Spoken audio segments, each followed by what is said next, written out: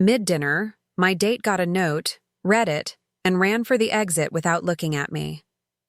I cried silently, feeling the weight of raising 3 kids alone crash back down. That note would change everything I thought I knew about the last 18 years. Before we continue, comment where you're watching from and subscribe to the channel. We'd love to see how far our stories are reaching. The waitress approached with a linen napkin. She was young, maybe 25, with kind eyes that reminded me of my daughter, Sophie. "Don't cry," she said softly. "The man who paid your bill is waiting outside." I looked at her, confused. Gerald had just fled like the restaurant was on fire. Who else would pay for a dinner that cost more than my weekly grocery budget? "I didn't order anything expensive," I said, as if that mattered. "He paid for everything. He's by the black car at the curb." I wiped my eyes with the linen napkin. It was real linen, the kind I used to iron for other people's houses when Marcus was a baby and I needed extra money. Gerald had picked this place, Le Petit Chateau, one of those French restaurants in downtown Indianapolis where the menu didn't have prices because if you had to ask, you couldn't afford it. My hands were shaking as I gathered my purse. The other diners pretended not to notice, but I could feel their eyes. A 58-year-old woman crying alone at a table set for 2. I'd seen that woman before, in other restaurants, at other tables. I never thought I'd be her. The walk to the front door felt endless. My heels clicked against the marble floor, each step echoing my humiliation. Gerald and I had been seeing each other for 3 months. He was a widower, a retired insurance executive, kind in a quiet way that reminded me of my father. We'd met at church, of all places. Sophie had convinced me to start attending again after years of avoiding anything that reminded me of my marriage. "You deserve happiness, Mom," she'd said. "Dad's been gone for 18 years. It's time. Gone." That was the word we used. Not abandoned us. Not disappeared with the savings account and left me with 3 kids and a mortgage I couldn't pay. Just gone. I pushed through the heavy glass door and stepped onto the sidewalk. The October air hit my face, cool and sharp. I looked left, then right, and there he was, leaning against a black Mercedes, holding the photo album he'd taken when he abandoned us in poverty, was the only man I'd sworn I'd never forgive. Raymond Henderson, my ex-husband, the father of my 3 children. The man who'd walked out on a Tuesday morning 18 years ago, taking nothing but that album, his clothes, and every penny we had. He looked older. Of course he did. He was 60 now, his hair silver where it used to be dark brown. His face lined in ways that suggested sun and good living rather than the stress and struggle I'd known. He was wearing a cashmere coat. Cashmere. I'd spent 18 years buying my coats at Goodwill. "Hello, Deborah," he said. I couldn't speak. My throat had closed up and all I could do was stare at the album in his hands. It was the same one. Burgundy leather, gold trim, our wedding photo visible through the oval window on the cover. I was 22 in that picture, young and stupid, and so in love I couldn't see straight. "You look good," Raymond said. "What did you do?" My voice came out as a whisper. "What did you say to Gerald?" Raymond's smile was the same smile he'd used on me for 15 years.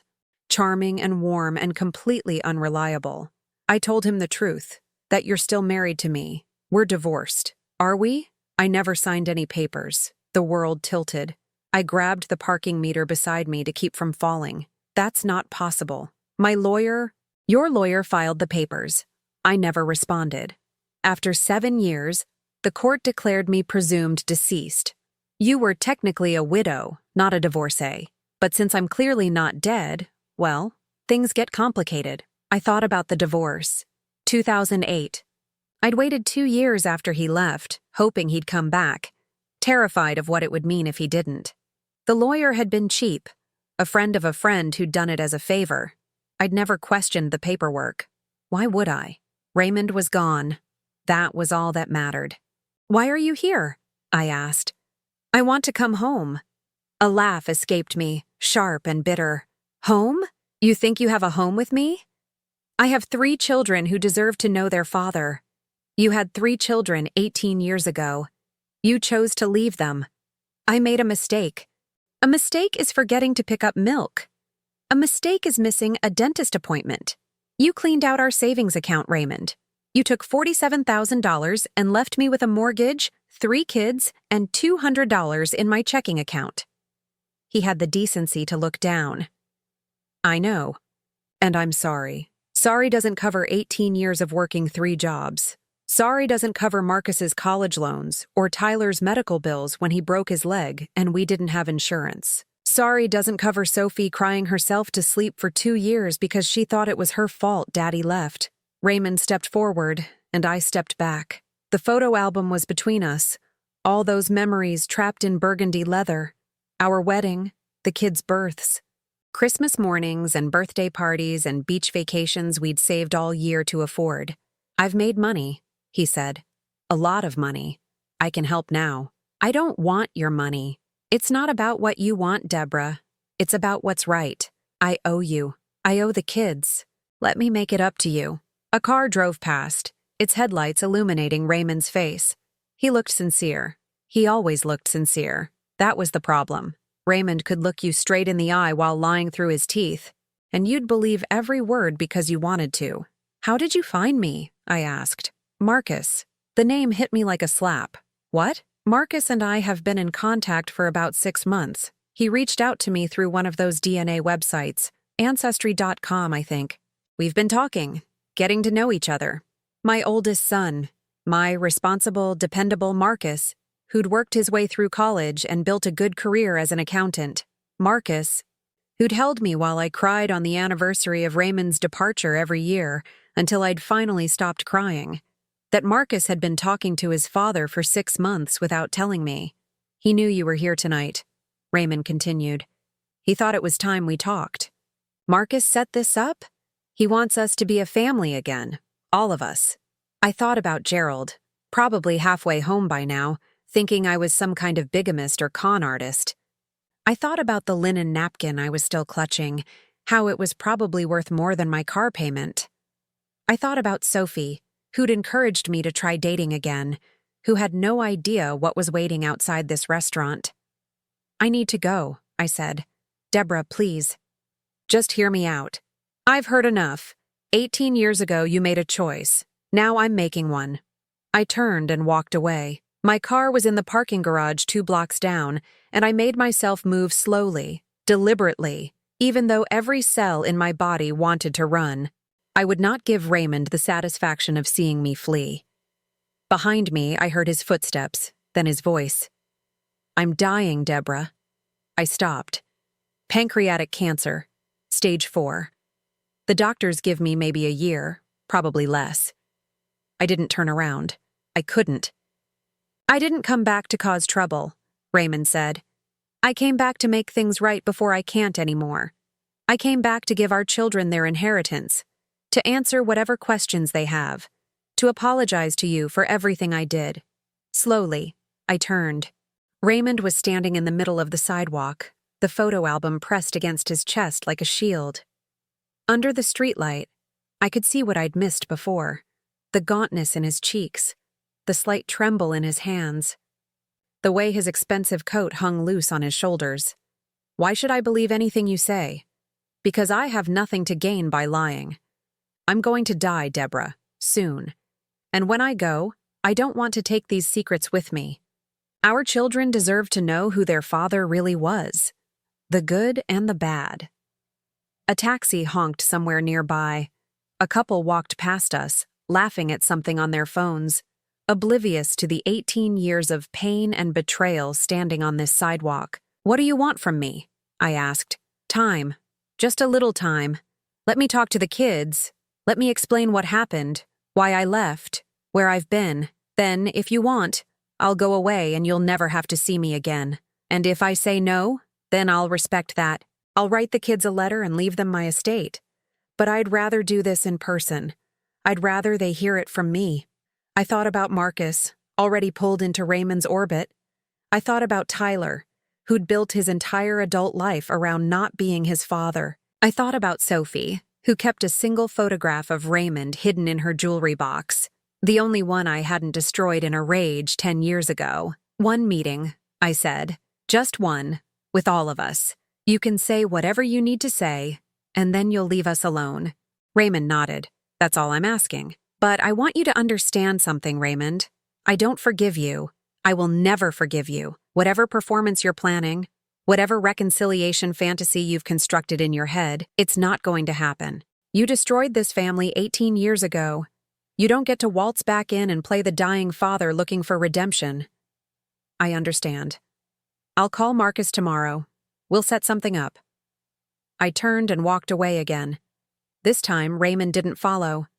But when I reached the corner, I looked back. He was still standing there, holding that album, watching me go, the same way he'd watched me from the driveway 18 years ago, when I'd begged him not to leave and he'd gotten in his car anyway. Some things, I realized, never really change. My apartment was dark when I got home. I'd moved here 3 years ago, after Sophie left for college, and the house felt too big and too empty. It was a nice place, a 2-bedroom in a quiet building near the canal. I'd decorated it myself, chosen every piece of furniture, hung every picture. It was mine in a way the house had never been. I sat on the couch without turning on the lights. My phone showed 3 missed calls from Gerald and 2 from Sophie. I couldn't talk to either of them right now. Raymond was dying. I waited for the satisfaction to come. The dark pleasure of knowing the man who'd ruined my life was finally getting what he deserved. But all I felt was tired. Tired and old and confused. My phone buzzed. A text from Marcus. "Mom, please don't be angry. I can explain everything. Call me when you're ready." I stared at the message for a long time. My oldest son had been lying to me for 6 months. He'd helped his father ambush me at a restaurant, humiliate me in front of a man I was starting to care about. And now he wanted to explain. The photo album. Raymond had kept it all these years. All those memories of a family that no longer existed, carried around by the man who'd destroyed it. What was the point? I thought about the pictures inside. Marcus as a baby, his first steps, his first day of school. Tyler's baseball games and broken bones and stubborn refusal to smile for any camera. Sophie's dance recitals and birthdays and that Halloween when she'd insisted on being a butterfly and I'd stayed up all night making her costume. Those were my memories. Mine. Raymond had been there, yes, but he'd chosen to leave. He'd forfeited his right to those moments the day he walked out, and now he wanted to give them back.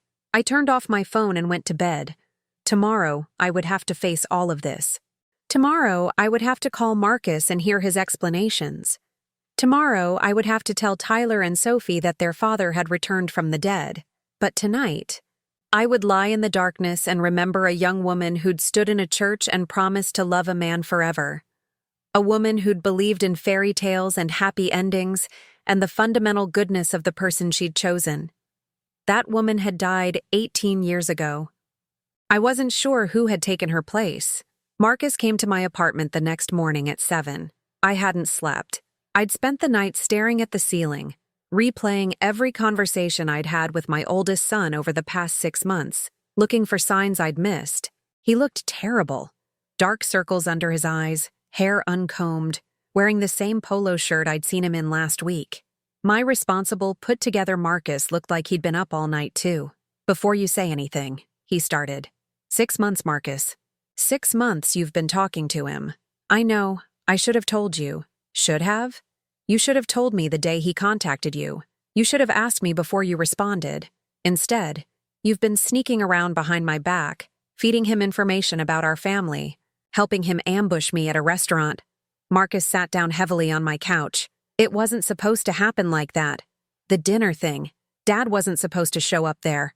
Dad. The word hit me like a punch. You call him Dad now? He's my father, Mom. He was your father. Then he made a choice. Marcus leaned forward, his elbows on his knees. Can I tell you what happened? Can I just explain? I wanted to say no. I wanted to throw him out and never speak to him again. But this was Marcus, my firstborn. The baby I'd held in my arms and sworn to protect. I couldn't cut him out, no matter how much he'd hurt me. Talk, I said. It started with ancestry. Jamie wanted us to do the DNA test together, find out our heritage. I figured it would be harmless. We'd find out we were 20% Irish or whatever, and that would be that. Jamie was Marcus's wife. They'd been married for 4 years, trying to have a baby for 2. I'd wondered if the fertility struggles were why Marcus seemed distant lately. Now I knew the real reason. 3 weeks after I got the results, I got a message. Someone on the site said they were my father. At first, I ignored it. I figured it was a scam. But the person knew things. Specific things. The name of my childhood dog. The street we lived on in Brownsburg. The song Mom used to sing to me at bedtime. Those aren't secrets, Marcus. Anyone who looked hard enough could find that information. I know, but I was curious. So I responded. And we started talking. I sat down across from him. My legs felt weak. What did he tell you? Everything. Where he went after he left. Why he did it. How much he regretted it. And you believed him. Not at first. I was angry. Really angry. I wrote him these long emails telling him what a piece of garbage he was. What he'd done to you, to us. And he just took it. He didn't defend himself. He didn't make excuses. He just kept apologizing. Raymond's good at apologies. I know. But Mom, some of what he told me, I think you need to hear it. I don't need to hear anything from Raymond Henderson. Marcus pulled out his phone. He wrote you a letter. Months ago, he asked me to give it to you, but I kept waiting for the right time. There is no right time. Please, just read it. He handed me the phone. On the screen was a photo of a handwritten letter. Raymond's handwriting. The same messy scrawl I'd seen on grocery lists and birthday cards for 15 years. I didn't want to read it, but my eyes moved across the words anyway. Deborah, I don't expect forgiveness. I'm not asking for it. I just need you to know the truth about why I left. In the spring of 2006, I made a series of bad investments. Really bad. I lost everything. Not just our savings, but money I'd borrowed against the house, against my retirement, against accounts I'd sworn I'd never touch. I owed people money, dangerous people, the kind who don't accept payment plans. I had a choice, stay and watch them come for me, watch them threaten you and the kids to get what I owed, or disappear and lead them away from you. I chose to disappear. I know that doesn't make it right. I know I should have told you. I know I should have found another way, but I was scared and stupid, and I convinced myself I was protecting you by leaving. The $47,000 I took wasn't for me. It was payoff money, the bare minimum to buy time. I still owed more, and I spent the next 3 years working it off in ways I'm not proud of. By the time I was free, Marcus was finishing college. Tyler was in the fire academy. Sophie was starting high school. You had rebuilt your life without me. I told myself you were better off, that coming back would only cause more pain. I was a coward. I'm still a coward. But I'm a coward who's dying, and I don't want to take these lies to my grave. Our children deserve to know the truth. All of it. Raymond. I handed the phone back to Marcus. My hands were steady. I was surprised by that. Do you believe him? I asked. I don't know. Some of it checks out. I did some research. There was a guy named Vincent Caruso who ran loan shark operations in Indianapolis in the mid-2000s. He went to prison in 2011. Dad's story could be true. Or Raymond could have looked up the same information and built a lie around it. That's possible, too. I stood and walked to the window. Outside, the city was waking up. People walking dogs, cars heading to work, life continuing as if nothing had happened. Even if it's true, I said, even if Raymond left to protect us from some mob enforcer, he still made that choice without consulting me. He let me spend 18 years thinking he'd abandoned us for money. He let our children grow up without a father. He let me work myself half to death to pay off debts he created. I know. Does that not matter to you? Of course it matters. Marcus's voice cracked. Mom, I'm not excusing what he did. I'm just saying, I understand it a little better now. And I think Tyler and Sophie deserve the same chance. Tyler will never accept this. Maybe not, but he deserves to hear it. I turned to face my son. You set me up, Marcus. You knew your father would be at that restaurant. You helped him humiliate me. That wasn't the plan. I told Dad you were dating. I told him about Gerald. I thought maybe he'd back off, give you space. Instead, he showed up and scared Gerald away. I didn't know he was going to do that, Mom, I swear. But you told him where I'd be. Marcus looked down. Yes. Why? Because he's dying. Because I wanted him to see you one more time before he can't anymore. I thought if he saw you happy, moving on, he'd accept that it was over. I didn't think he'd actually approach you. You don't know, Raymond. I'm learning. We sat in silence for a long moment. I thought about the letter, about debts and loan sharks and dangerous people. It was exactly the kind of story Raymond would tell. Dramatic, sympathetic, placing him in the role of tragic hero rather than selfish villain. But what if it was true? What if Raymond had left to protect us, and I'd spent 18 years hating him for the wrong reasons? I need to think, I said. And I need you to leave. Mom, I'm not throwing you out of my life, Marcus, but I need time. I need to process this without you standing here defending him. Marcus stood slowly. At the door, he paused. The family meeting. Dad still wants it. All of us together. He wants to explain everything in person. I told him one meeting. I meant it. Sunday. Dad suggested Sunday afternoon. He'll come to wherever we decide. He just wants the chance to talk to all of us. I'll think about it. Marcus nodded and left. I watched through the window as he walked to his car, his shoulders slumped, his gait heavy. My son was carrying something. Guilt, maybe. Or hope. Or both. My phone rang. Sophie. Mom, Marcus told me everything. Are you okay? I don't know. I'm coming over. You don't have to. I'm already in the car. Sophie arrived 20 minutes later with coffee and pastries from the bakery near her apartment. She was the youngest, my baby, but sometimes she felt like the oldest. She had a way of taking charge in a crisis that reminded me of my own mother. Tell me everything, she said, settling onto the couch. I told her. The restaurant, the note, Raymond with the photo album, the letter Marcus had shown me. Sophie listened without interrupting, her coffee growing cold in her hands. Do you believe him? She asked when I finished. The loan shark story? I don't know what I believe. I've spent 18 years certain that your father abandoned us for selfish reasons. Now Marcus is telling me there's another version. But Sophie, your father is a liar. He always was. He lied about money, about where he was, about why he came home late. Why should this story be any different? Because he's dying. People lie when they're dying too. Sometimes more than ever. Sophie set down her coffee. Can I tell you something? Of course. When I was 16, I hired a private investigator. I stared at her. What? I used my birthday money. Grandma gave me $500, remember? I was supposed to save it for college. Instead, I paid a guy I found online to look for Dad. Sophie, why didn't you tell me? Because I knew you'd be upset. And because it didn't work. The investigator couldn't find anything. Dad had disappeared completely. No credit card activity, no tax returns, no address. It was like he'd ceased to exist.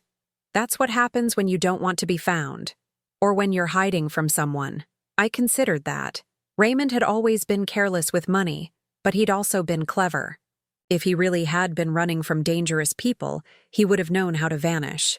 The investigator told me something. Sophie continued. He said disappearances like Dad's usually mean one of three things: witness protection, criminal activity, or someone running from something worse than the law. He couldn't figure out which one applied. And you never mentioned this. I didn't want to give you false hope, or make things worse. We sat in silence. My daughter had spent her own money trying to find her father, and I'd never known. I wondered what else my children had hidden from me over the years. How many conversations they'd had about Raymond when I wasn't listening.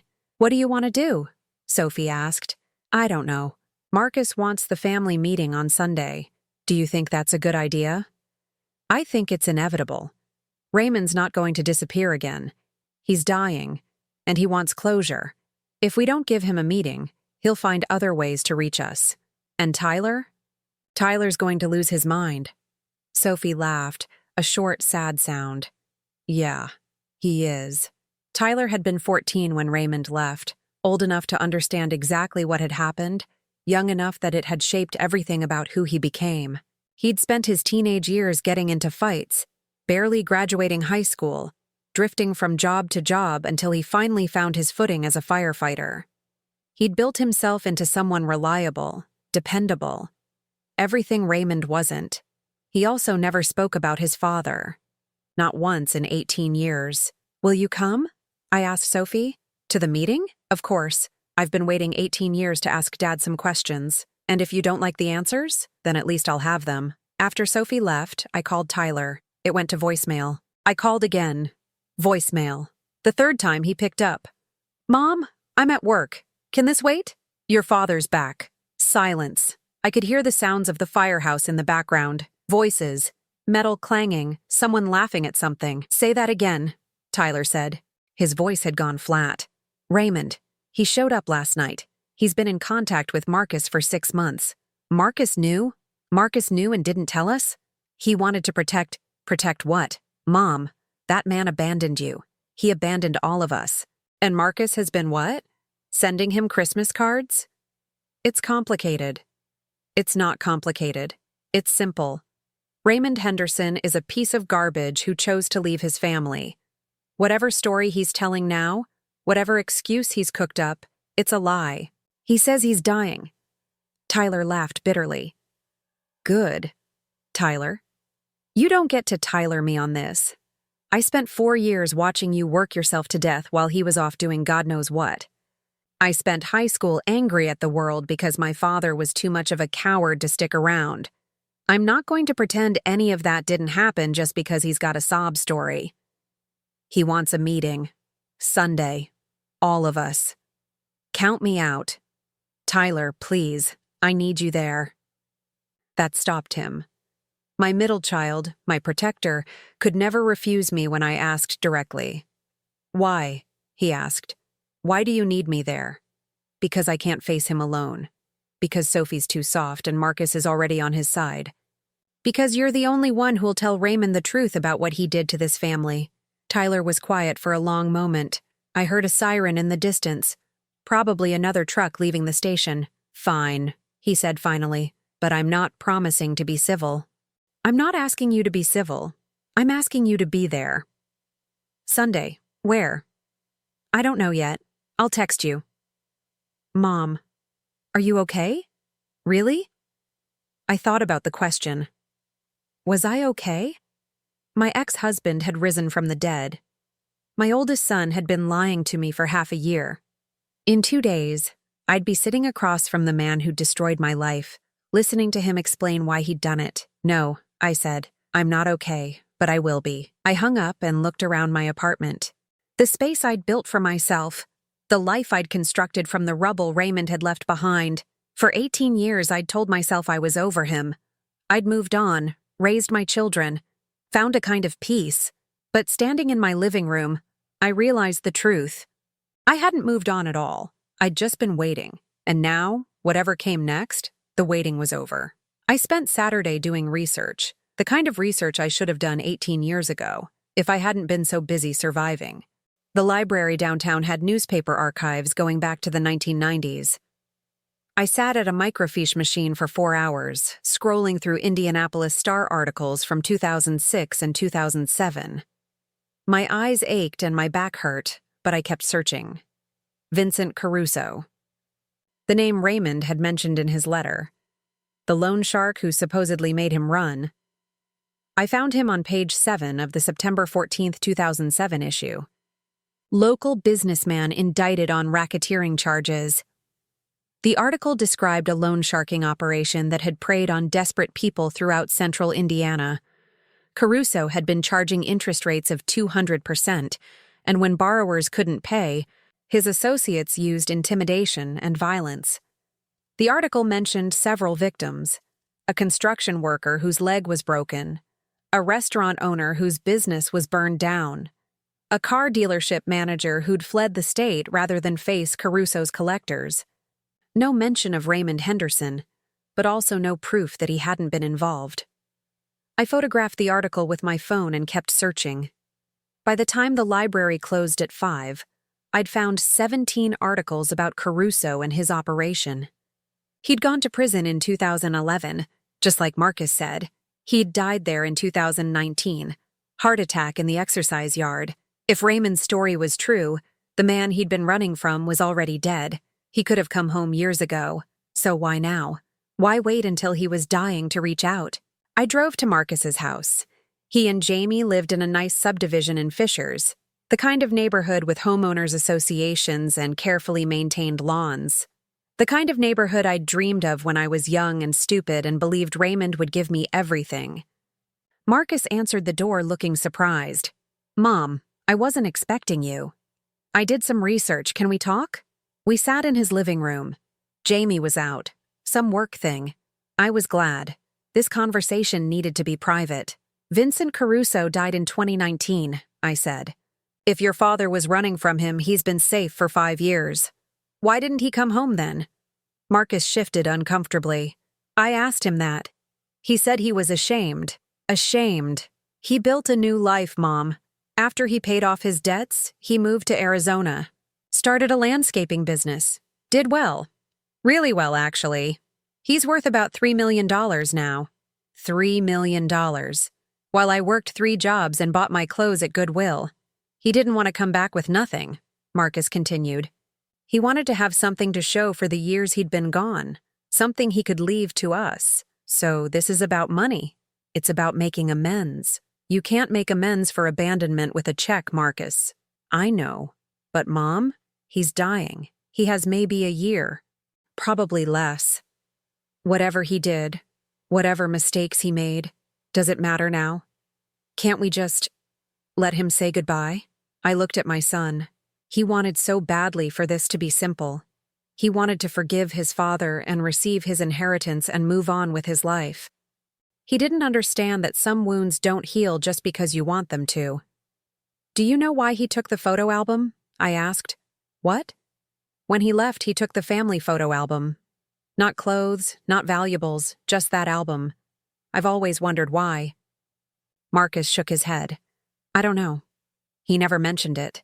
Ask him. Tomorrow. I want to know." I drove home as the sun set over Indianapolis. The skyline glowed orange and pink, beautiful in a way that felt wrong given the ugliness of everything else. Raymond had money. $3 million. Built while I scraped by on secretary salaries and overtime hours. He'd watched from a distance as I struggled, and he'd done nothing to help. That wasn't true. He hadn't watched. He'd simply not cared enough to look. Back at my apartment, I found Gerald waiting in the lobby. He stood when he saw me, his expression uncertain. "I called," he said. "You didn't answer." "I know. I'm sorry. Things have been complicated. The man at the restaurant. He said he was your husband. Ex-husband. Sort of. It's a long story." Gerald nodded slowly. "I figured it must be. That's why I came by. I wanted to apologize for leaving like that. He said things, showed me things. A marriage certificate, photographs. I panicked. You don't owe me an apology." "I think I do. We've been seeing each other for 3 months, Deborah. You told me your husband was gone. I assumed deceased. I should have asked for clarification, and I should have stayed to hear your side of the story instead of running." We walked to the courtyard, sat on a bench near the fountain. The water was off for the season, but the sound of traffic and wind through the trees filled the silence. "His name is Raymond," I said. "He left 18 years ago, took our savings and disappeared. I filed for divorce, but apparently he never signed the papers. Legally, we're still married." "That sounds like a nightmare." "It gets worse. He's dying. Cancer. He wants to reconcile with our children before he goes." Gerald processed this. He was a thoughtful man, careful with his words. It was one of the things I liked about him. "And where does that leave us?" he asked. "I don't know. I need to deal with Raymond first. The family meeting is tomorrow. After that, maybe things will be clearer." "I understand." He reached over and took my hand. For what it's worth, I'm here. Whatever you need. Thank you. And Deborah, whatever happened 18 years ago, whatever your ex-husband is claiming now, I've seen who you are. You've built a good life, raised good children. That matters more than whatever mistakes someone else made. I squeezed his hand. For a moment, sitting there with Gerald, I could imagine a future. A quiet, peaceful future with someone who showed up instead of running away. But first, I had to face the past. Sunday morning arrived gray and cold. I'd chosen my own apartment for the meeting. It was my territory, my space. If this was going to be a confrontation, I wanted the home court advantage. Sophie arrived first, at 11. She brought flowers, as if this were some kind of celebration rather than a reckoning. I put them in a vase anyway. The color helped. Tyler came at 11:30. He was wearing his firefighter jacket, even though he wasn't on duty. I understood. He needed the armor. Marcus arrived at noon, alone. Jamie had wanted to come, but he'd asked her to stay home. Some conversations needed to stay within the family. And then Raymond. He knocked at exactly 12:30, the time we'd agreed on. I opened the door and there he was, wearing a blue sweater that brought out his eyes, holding the photo album against his chest. He looked worse than he had Friday night. The weekend had aged him. I could see the disease eating at him now, hollowing him out from the inside. "Thank you for this," he said. "Don't thank me yet. Come in." The 5 of us gathered in my living room, Raymond on one side, the 4 of us on the other. It felt like a trial, and maybe that's what it was. "I don't know where to start," Raymond said. "How about the beginning?" Tyler's voice was ice. "How about you tell us why you abandoned your family?" Raymond looked at his middle son. Tyler had been a skinny teenager when Raymond left. Now he was a man, broad-shouldered and hard-eyed, with the same stubborn jaw as his father. "I made mistakes," Raymond said. "Bad investments, bad decisions. I got in over my head with people I shouldn't have trusted. By the time I realized how much trouble I was in, it was too late to fix it." "So you ran?" "I ran. Because I thought it was the only way to protect you. The people I owed money to, they didn't make empty threats. I'd seen what they did to others. I couldn't let that happen to your mother. To any of you." Tyler leaned forward. "Let me get this straight. You're saying you abandoned us to save us?" "I'm saying I made a choice. The wrong choice. I know that now. But at the time, I couldn't see another way. There's always another way. You could have told Mom the truth. You could have gone to the police. You could have done anything except disappear and leave her to clean up your mess. You're right." Raymond's voice was quiet. "I should have done all of those things. I was a coward, Tyler. I've spent 18 years knowing that." Sophie spoke up. "Where did you go? After you left?" Raymond turned to his youngest daughter. His eyes softened in a way I hadn't seen in 2 decades. "First, I went to Kentucky. I had a friend there who owed me a favor. I stayed with him for 6 months, working construction under a fake name. Then I moved to Texas, then New Mexico, then Arizona. I kept moving until I felt safe. And the money?" I asked. "The $47,000? Gone within a year. Most of it went to paying off the people I owed. The rest went to staying alive. I spent years doing jobs that paid cash, sleeping in my car, eating whatever I could afford. It wasn't until 2012 that I started to build something resembling a life. While we were struggling here, Raymond met my eyes. I know. I followed what I could from a distance. When Marcus graduated college, I was there, in the back, where no one could see me. When Tyler became a firefighter, I read about it in the paper. When Sophie got her nursing degree, I cried for an hour. But you never reached out. I couldn't. I'd been gone too long. I'd hurt you too badly. I told myself you were better off without me. And maybe you were. Look at what you built, Deborah. 3 successful children. A good career. A life. I built that despite you, not because of you. I know. We sat in silence. The clock on my wall ticked loudly, counting off the seconds of this impossible reunion. "Why the photo album?" Marcus asked. "Mom wants to know why you took it." Raymond looked down at the album in his lap. "Because it was the only way I could take you with me. Every night, for years, I would look at these pictures and remind myself why I was staying away. You three were the reason I kept going. The reason I built a business, made money, survived. Because someday, I wanted to be able to come back and show you that I wasn't nothing, that I'd made something of myself. That's not what parents do, Tyler said. Parents stay. Parents sacrifice for their kids. They don't run off and build landscaping empires while their children wonder why Daddy left. You're right. Stop saying I'm right. It doesn't change anything. Raymond nodded slowly. He opened the photo album and turned it toward us. The first page was our wedding photo. Me in my white dress, him in his rented tux, both of us young and happy and completely ignorant of what was coming. I kept every picture, Raymond said. Every birthday, every Christmas, every ordinary Tuesday afternoon. When I couldn't sleep at night, I'd look at them and remember what I'd thrown away. Guilt porn, Tyler muttered. That's what that is. A way to feel sorry for yourself. Maybe. Or maybe it was the only way to stay connected to the people I loved. Loved? Tyler laughed bitterly. You don't love people and then leave them. That's not how love works. Raymond closed the album. I'm not asking you to forgive me, Tyler.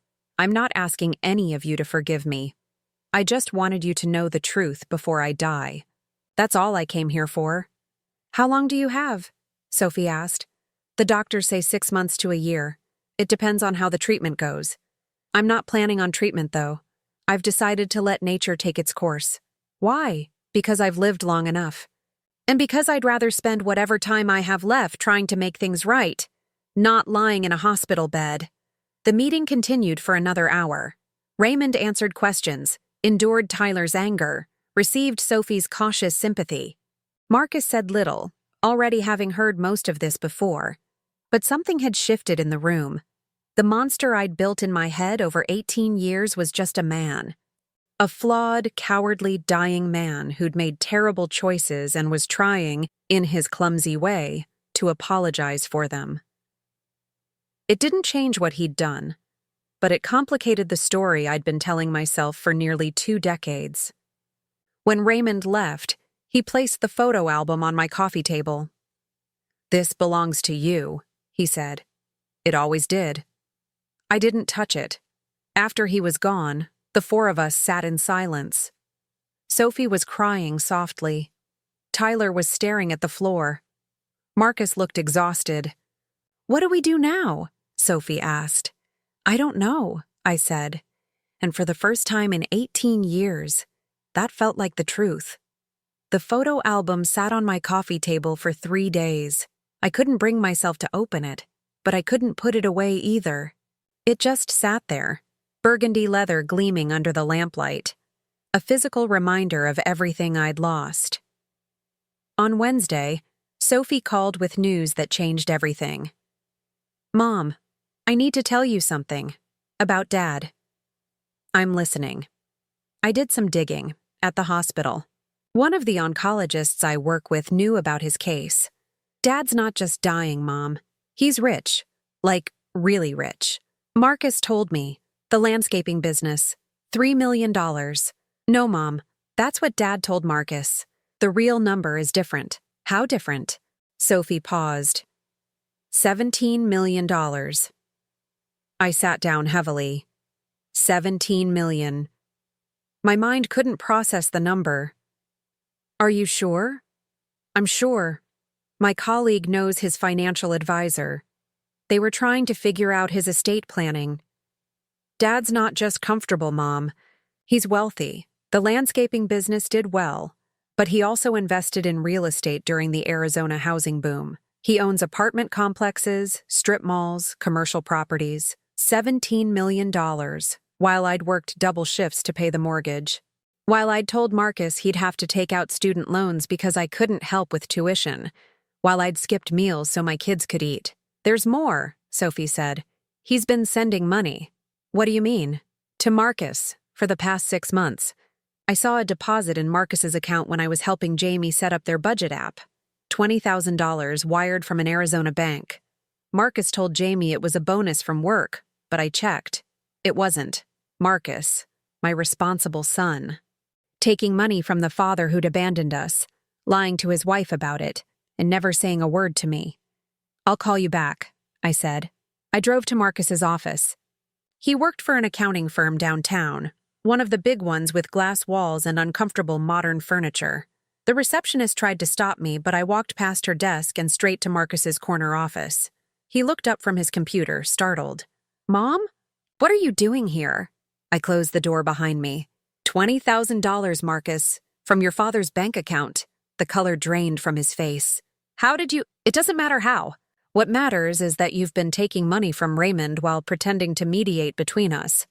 How much has he given you total?" "Mom, I can explain." "I don't want explanations. I want a number." Marcus swallowed hard. 50,000. Over 6 months. He said it was an advance on my inheritance. "And you didn't think I deserved to know? You didn't think it was relevant that your father, the man who left us with nothing, is actually worth $17 million? $17 million? Marcus looked genuinely surprised. "He told me $3 million. "He lied to you too, Marcus. That's what Raymond does. He lies."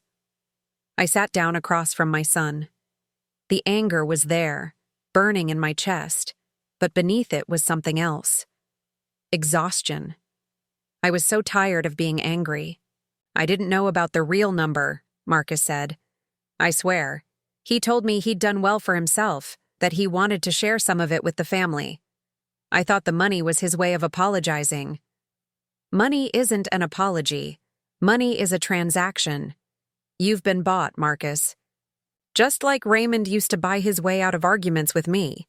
A nice dinner, a piece of jewelry, and suddenly everything was forgiven. That's not what this is. Isn't it? You've been defending him since he came back, showing me his letters, arranging meetings, explaining his side of the story. And the whole time, you've had 50,000 reasons to want this reconciliation to work." Marcus looked down at his desk. "I wanted him to be what he said he was. A man who made mistakes and wanted to fix them. I wanted it so badly, Mom. Do you know what it's like to grow up without a father? To watch your friends' dads show up to their games while you pretend you don't care? I know exactly what it's like. I watched you go through it." "Then you understand why I jumped when he reached out, why I wanted to believe him." "I understand, but I can't forgive you for hiding the money." I left Marcus's office and drove without knowing where I was going. I ended up at the canal, at the same bench where Gerald and I had talked Saturday night. The water was gray under the overcast sky, matching my mood. $17 million. I thought about the years, the impossible years after Raymond left. 2006 had been the hardest. Marcus was finishing high school. Tyler was struggling with everything. Sophie was just 8 years old. I'd worked as a secretary during the day, cleaned offices at night, and did laundry for wealthy families on weekends. By 2010, things had stabilized. Marcus was in college on loans and scholarships. Tyler had found direction in the fire department. Sophie was growing into a responsible young woman. I'd moved from survival mode to something like living, but I'd never stopped being poor. Not really. The mortgage was paid off, but just barely. The car was old, but it ran. The apartment was nice, but it was a rental. Everything I had was temporary, precarious, one bad month away from disaster, and Raymond had $17 million. He could have sent money anonymously. He could have paid off the mortgage, funded college, covered medical bills, all without revealing himself. He could have helped without disrupting our lives. Instead, he'd watched from Arizona while I struggled. He'd grown rich while I grew tired. He'd built an empire while I built nothing but survival strategies. The anger came back then, hotter than before. Not the anger of abandonment, but the anger of injustice. Raymond had stolen our future and used it to build his own. I called my lawyer, the same friend of a friend who'd handled my divorce 20 years ago. She'd moved up in the world since then. Partner at a real firm now, but she still took my calls. "Deborah, what's wrong?" "I need to know my options. My ex-husband is back. He's worth $17 million, and I want to know what I'm entitled to." Silence on the other end. Then, "I thought the divorce was finalized years ago. Apparently, he never signed. We're technically still married." More silence. Meet me at my office tomorrow. This changes everything. I spent the evening researching Indiana divorce law, marital assets, equitable distribution. The internet gave me the broad strokes, but I needed specifics. I needed to know exactly how much of Raymond's fortune belonged to me. The next morning, I met with Carol, my lawyer. Her office was much nicer than the one she'd had 20 years ago. Real artwork on the walls, leather chairs, a view of Monument Circle. "Walk me through the timeline," she said. I gave her everything. Raymond's departure in 2006, the divorce filing in 2008, his apparent death declaration in 2015, his return last week. Carol took notes, asked questions, occasionally raised her eyebrows. When I finished, she leaned back in her chair. "This is complicated," she said, "but also potentially very favorable for you." "Explain." "When you filed for divorce in 2008, Raymond had already disappeared. The court eventually declared him presumed dead, which allowed you to finalize certain things like insurance and property ownership. But technically, you're right. If he never signed the divorce papers and if he's been alive this whole time, the marriage was never legally dissolved. What does that mean for the money?" "It means everything he's earned since 2006 could potentially be considered marital assets."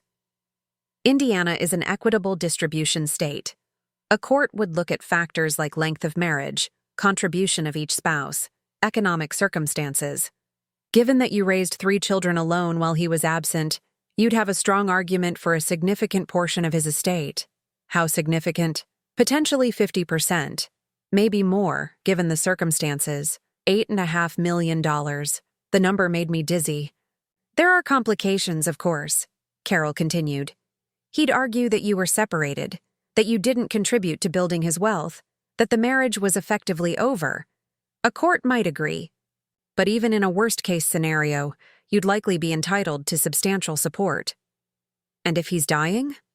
Does that affect anything?" "It could. If he passes before a settlement is reached, his estate would be divided according to his will, unless you contest it. Surviving spouses have certain rights in Indiana, even in cases of prolonged separation." I thought about Raymond, holding that photo album, talking about making amends. He'd presented himself as a dying man seeking redemption, but he'd also lied about how much money he had. He'd paid off Marcus with cash and stories. He'd appeared at my dinner date to scare Gerald away. Raymond wasn't seeking redemption. He was seeking control. "I want to pursue this," I said. "I want to know exactly what he's worth, and I want what I'm entitled to." "Understood. I'll need a retainer to start the discovery process." "How much?" $5,000. I didn't have $5,000, but I knew someone who did. That afternoon, I went to Marcus's house again. He opened the door looking nervous. "Mom, about yesterday." "I'm not here to fight. I'm here to make a deal." We sat in his kitchen. I laid it out simply. "Your father gave you $50,000. I want $5,000 of it for a lawyer. In exchange, I won't tell Jamie where the money really came from." Marcus went pale. "You're blackmailing me?" "I'm asking for what I need. You've been helping Raymond manipulate this family for 6 months. Consider this a small payment toward making it right." "Mom, I can't believe you'd—" "Your father is worth $17 million, Marcus. He left me with nothing and built a fortune while I worked myself to the bone.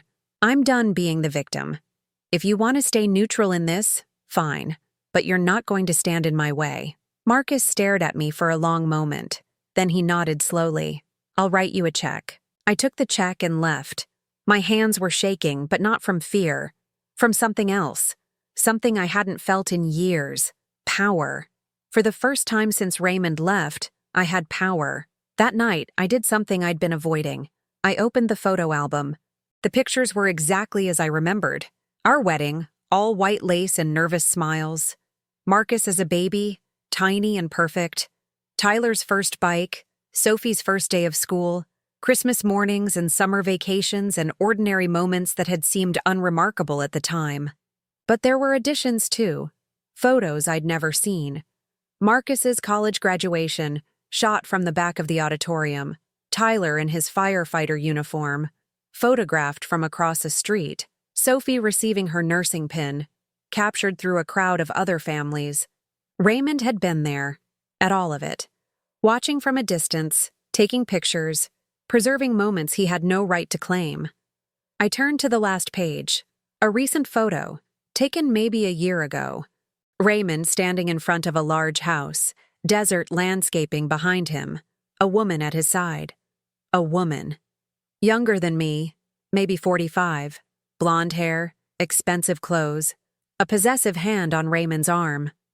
I studied the photo for a long time. Then I turned off the light and went to bed. Tomorrow I would show this to my lawyer.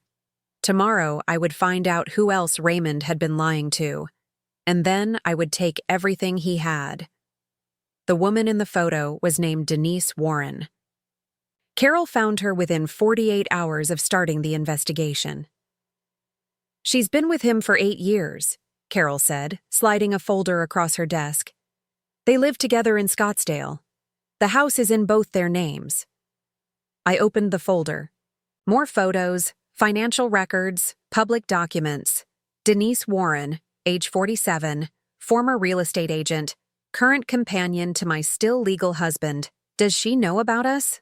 I asked. "Unknown, but there's more." Carol pointed to a document in the folder. "Raymond has been paying her a salary, $20,000 a month for personal assistance. It's been going on for 6 years.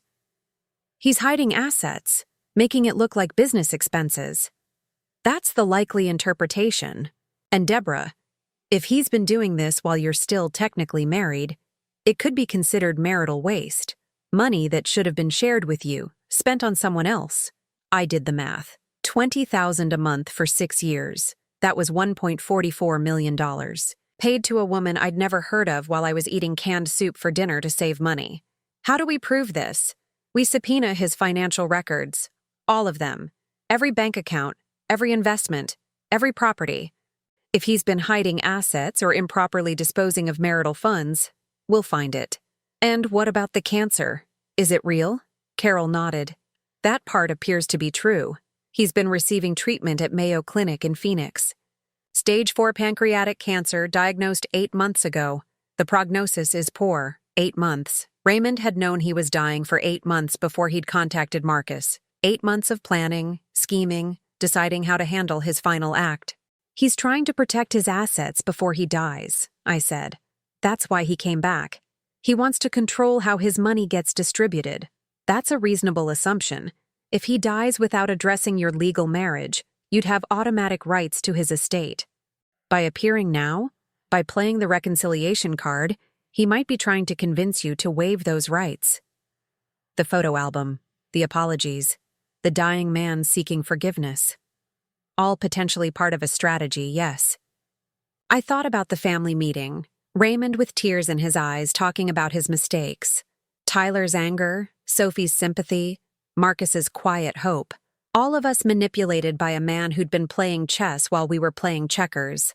"I want everything," I said. "Every penny he hid from me, every asset he accumulated while I was struggling. I want it all." "That may not be possible, but I'll get you as much as the law allows." I left Carol's office and drove to Tyler's firehouse. He was just coming off a 24-hour shift, tired but alert when he saw my face. "What happened?" he asked. "I need to show you something. All of you. Can we meet tonight?" "Mom, you're scaring me." "Good. You should be scared." We gathered at my apartment that evening. Tyler, Sophie, and Marcus, all looking at me with varying degrees of concern. I'd asked them not to talk to each other beforehand. I wanted to see their reactions fresh. "Your father has been lying to us," I said. "Not just about why he left. About everything." I laid out what I'd learned. The $17 million instead of 3. The woman in Arizona. The payments Marcus had been receiving. The legal strategy Raymond was likely pursuing. Tyler's reaction was immediate. I knew it. I knew he was full of it. Sophie looked shattered. "He has someone else? Another woman?" Marcus said nothing. He stared at the table, unable to meet anyone's eyes. "Marcus, did you know about Denise?" I asked. "No." His voice was barely audible. "I swear, Mom, I didn't know." "But you knew about the money. You knew he was paying you to take his side. It wasn't like that. He said it was an advance on my inheritance. He said he wanted to make things right with all of us. And I was the first step. You were the test run. He was seeing how easily we could be bought. Tyler stood abruptly, his chair scraping against the floor. I'm going over there. Over where? Wherever Dad is staying. He's got a hotel room, right? I'm going to have a conversation with him. Tyler, no. He doesn't get to do this, Mom. He doesn't get to show up after 18 years, feed us this sob story about redemption, and then turn out to be running some kind of con. It's not a con, Sophie said. He's really dying. So what? That doesn't give him the right to manipulate us. It doesn't give him the right to buy Marcus and keep a mistress and pretend to be something he's not. Tyler, sit down. My voice was sharp enough to stop him. I need you to listen. He sat, but his leg bounced with barely contained energy. I'm handling this. Through lawyers. Through the legal system. Raymond has money that should have been supporting this family for the past 18 years. I intend to get it. How much? Sophie asked. My lawyer thinks I could be entitled to half. Maybe more, depending on what we find in discovery. $8 million? Tyler's eyes went wide. Mom, that's 18 years of what I was owed. 18 years of working myself to exhaustion while he built his empire. I earned that money, even if I never saw a penny of it. Marcus finally looked up. Dad's going to fight this. He's not going to just hand over millions of dollars. He doesn't have a choice. The law is clear. We're still married. His assets are my assets. But if he dies before the case is settled, I've already thought of that. My lawyer is filing an emergency motion to freeze his assets. He won't be able to hide anything or give it away before the court decides. The room went quiet. I watched my children process what I was telling them. Their father had returned not as a penitent sinner, but as a wealthy man trying to protect his fortune, and their mother had transformed from victim to adversary. What do you need from us? Sophie asked finally. I need you to stay quiet. Don't tell Raymond we know about Denise or the money. Let him think his reconciliation plan is working. The more comfortable he feels, the more likely he is to make mistakes. You want us to spy on our dying father, Marcus said. I want you to help me get justice. After everything he put this family through, I don't think that's too much to ask. Tyler nodded immediately. I'm in. Sophie hesitated, then nodded too. Whatever you need, Mom. Marcus was the last. He looked at me with something in his eyes that might have been shame. I'm sorry. For the money. For not telling you. For all of it. I know you are. What do I do now? Keep talking to your father. Keep playing along. But tell me everything he says. Can you do that? Yes. I can do that. The next week was a waiting game. Carol filed the emergency motion. Raymond's lawyers responded with outrage and counter motions. Legal documents flew back and forth while the man at the center of it all stayed in his hotel room, presumably dying. Marcus kept his promise. He met with Raymond twice, reporting back everything that was said. Raymond was confused by the legal action. He'd expected Deborah to be grateful for his return, not hostile. He'd expected the photo album and the apologies to smooth things over. He's scared, Marcus told me. Not of dying, of losing the money. Good.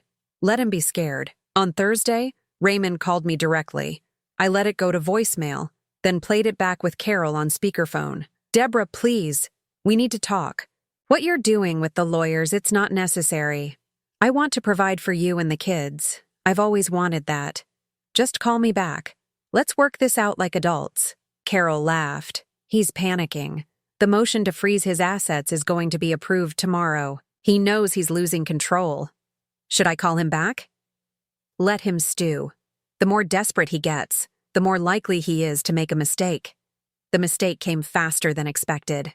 Saturday morning, Sophie called. Her voice was shaking. Mom, Tyler did something. Something bad. What happened? He went to see Dad, at the hotel. There was a fight. I found Tyler at the police station. He'd been arrested for assault. Raymond was at the hospital with a broken nose and 2 cracked ribs. He deserved it, Tyler said when I posted his bail. Every single punch. What were you thinking? I told you to stay away from him. I couldn't. I kept imagining him with that other woman, laughing at us while we struggled. I had to do something. So, you beat up a dying man? Tyler, do you understand what you've done? Raymond's lawyers are going to use this. They're going to say we're violent, unstable. They're going to argue that I'm manipulating my children against their father. Tyler's face fell. I didn't think about that. No, you didn't. You acted on emotion instead of strategy. And now you've given Raymond exactly what he needed. I drove home in silence. Tyler sat in the passenger seat, staring out the window, occasionally touching the bruises on his knuckles. I really thought he'd changed, Tyler said quietly. When he was standing in your living room, holding that album, crying about his mistakes, part of me wanted to believe him. And finding out it was all an act, it wasn't all an act. Raymond does regret what he did. He's just not sorry enough to actually make it right. What's the difference? The difference is money. He wants forgiveness without consequences, reconciliation without restitution. He wants us to welcome him back into the family while he keeps his $17 million safely hidden. And you want the money. I want what I'm owed. There's a difference. We pulled into my apartment complex. Tyler didn't move to get out. Mom, I need to ask you something. And I need you to be honest with me. Go ahead. If Dad hadn't been rich, would you still be doing this? If he'd come back with nothing, would you still be fighting him? I considered the question. It was a good one, and Tyler deserved a real answer. If your father had come back with nothing, I probably would have felt sorry for him. I probably would have let him say his piece and go. But he didn't come back with nothing. He came back with $17 million and a girlfriend and a plan to manipulate us into forgiving him. That changes things. So it is about the money. It's about justice. The money is just how justice gets measured. Tyler nodded slowly. Then he opened the door and got out. Thanks for bailing me out, he said. You're my son. I'll always bail you out. He walked to his car and drove away. I sat in my parking spot for a long time, thinking about what was coming. Raymond would use this. Tyler's attack would become part of his narrative, evidence that I was poisoning the children against him. His lawyers would argue that I was an angry woman seeking revenge, not a wronged wife seeking compensation. And maybe they were right. Maybe that's exactly what I was. But I'd earned the right to be angry. 18 years of struggle had earned me that. And if revenge came with a price tag of $8 million, then so be it. Raymond wanted redemption? He was going to have to pay for it. The mediation was scheduled for a Tuesday, 3 weeks after Tyler's arrest. Raymond's lawyers had insisted on it, claiming their client's deteriorating health made a protracted legal battle impossible. Carol had agreed, but only because she knew we had the stronger position. We met at a law office downtown, neutral territory, or so they claimed. Raymond was already there when I arrived, seated at one end of a long conference table with his legal team and Denise Warren. She was older in person than in the photos. Tired, too, with dark circles under her eyes that suggested she hadn't been sleeping. When she saw me, she looked away. Mrs. Henderson, Raymond's lead attorney said, "Thank you for coming. We're hopeful we can reach an agreement today." "I'm hopeful, too," I said. "Though I suspect our definitions of agreement are different." We took our seats. Carol spread out her files while Raymond watched me from across the table. He looked worse than he had at the family meeting. The cancer was eating him faster now. I could see it in his hollow cheeks and trembling hands. "Before we begin," Carol said, "I want to address the elephant in the room. My client is the legal wife of your client. Under Indiana law, she has rights to marital assets accumulated during the marriage. Since that marriage has never been legally dissolved, every penny Mr. Henderson has earned since 2006 is potentially subject to equitable distribution." Raymond's lawyer shifted in his seat. "That's an extremely aggressive interpretation of the law." "It's an accurate interpretation.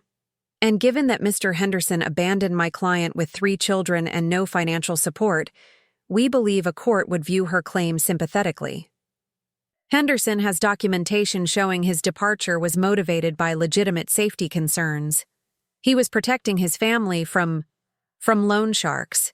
Yes, we've heard the story." Carol opened one of her files. "We've also discovered that Mr. Henderson has been paying a monthly salary of $20,000 to Ms. Warren here, ostensibly for personal assistance. That's nearly $1.5 million in marital assets spent on a non-spouse. In legal terms, that's called dissipation. Denise went pale. Raymond reached for her hand, but she pulled away. "We're not here to relitigate the past," Raymond's lawyer said. "We're here to find a fair settlement that allows Mr. Henderson to spend his remaining time at peace." "Then let's talk numbers," I said. "Your client is worth $17 million. I want half." The room went silent. Raymond stared at me, something flickering in his eyes that might have been respect. "That's unreasonable," his lawyer sputtered. "Mrs. Henderson made no contribution to these assets. I raised 3 children alone. I worked 3 jobs for years to keep a roof over their heads. I sacrificed my health, my career, my happiness. If that's not a contribution, I don't know what is. Those children are adults now. Whatever hardship existed in the past is still felt today." I leaned forward. "Marcus has student loans he's still paying off because I couldn't afford to help with tuition. Tyler spent years in therapy dealing with abandonment issues. Sophie kept a single photograph of her father hidden for 18 years because she thought she'd never see him again. The hardship isn't in the past. It's ongoing." Raymond cleared his throat. Everyone turned to him. "Can I speak to my wife alone?" His lawyer started to object, but Raymond held up his hand. "Please, just 5 minutes." Carol looked at me. I nodded. The lawyers filed out. Denise hesitated, then followed. In moments, Raymond and I were alone. "Deborah," he said, "I know what you're doing, and part of me can't blame you. You don't get to be understanding, Raymond, not now." "I'm not trying to be understanding. I'm trying to be honest." He coughed, a wet, rattling sound. "I came back because I wanted to make things right. But I was stupid. I thought I could control how that happened. I thought I could give out money where I wanted, when I wanted, and everyone would be grateful. You thought you could buy forgiveness. Yes, I was wrong. Yes, you were." Raymond looked at the table. His hands were shaking worse than before.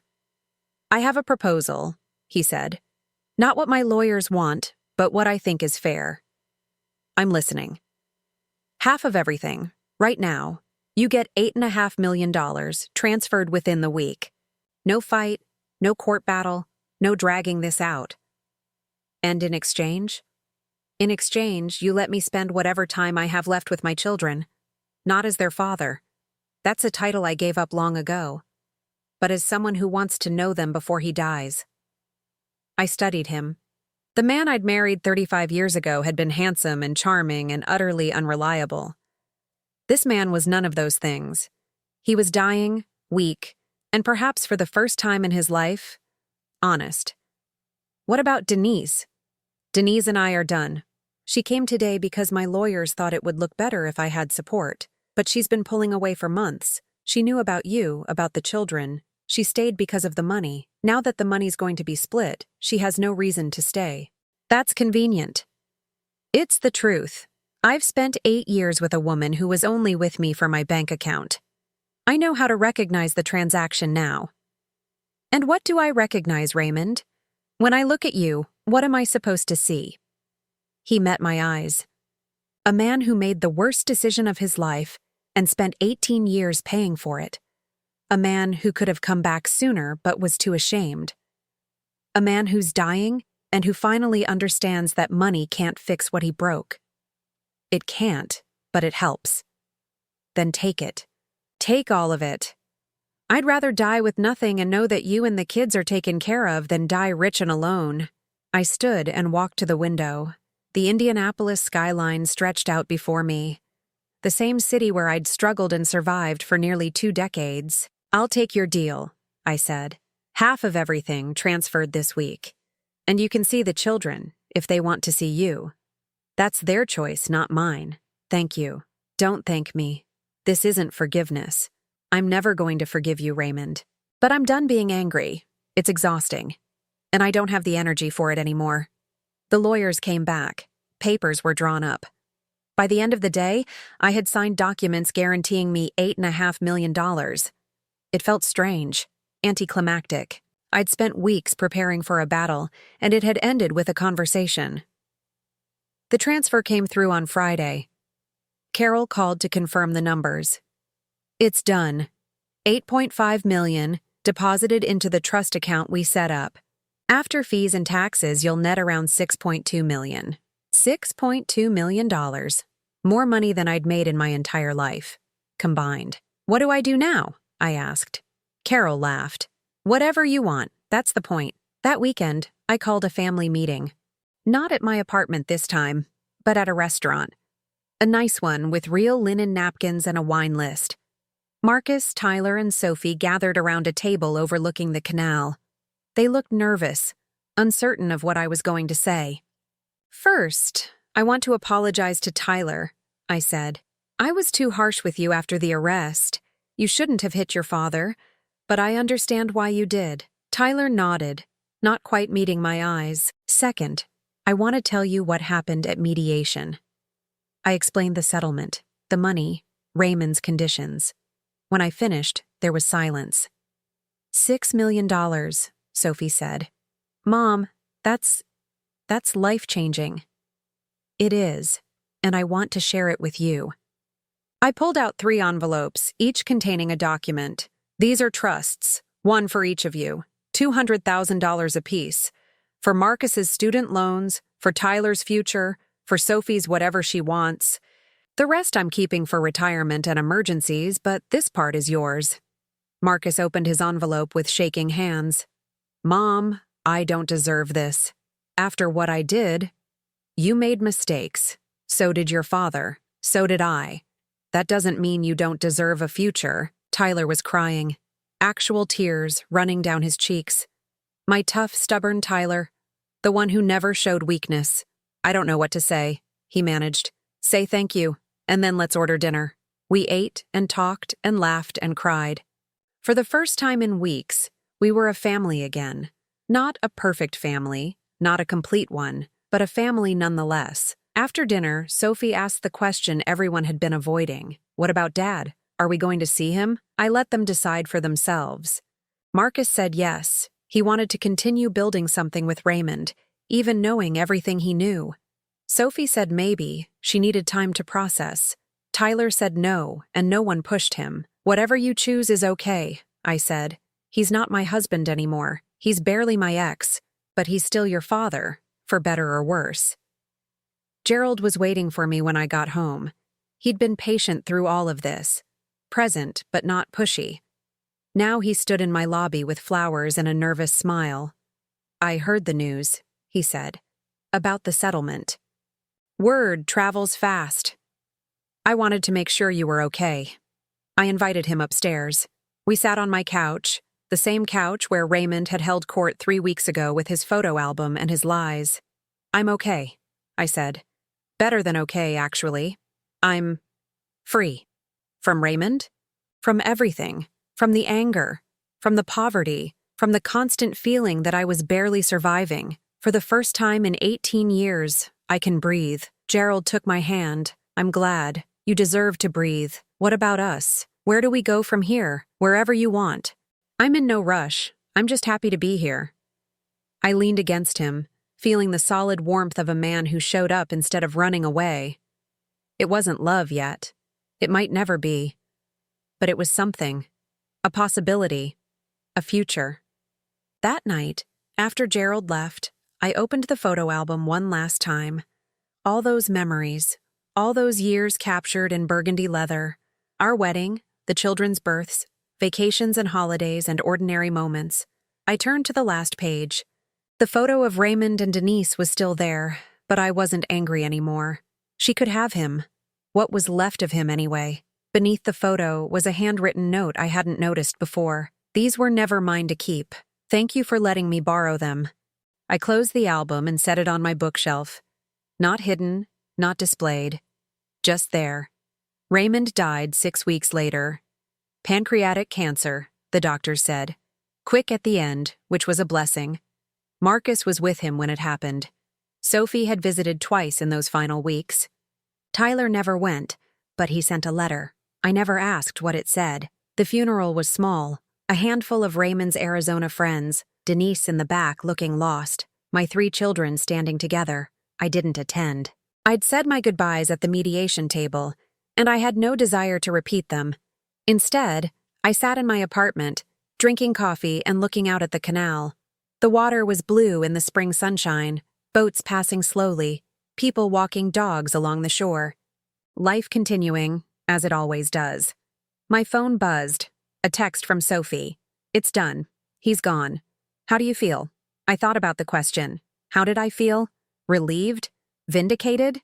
None of those exactly. I felt finished. A chapter that had started 35 years ago in a small church in Brownsburg had finally ended. The man I'd loved, hated, mourned, and sued was gone. And I was still here. "I feel free," I typed back. Then I put down my phone, picked up my coffee, and watched the boats go by. For the first time in 18 years, I had nowhere to be and nothing to prove. For the first time in 18 years, I was just Deborah. And that was enough.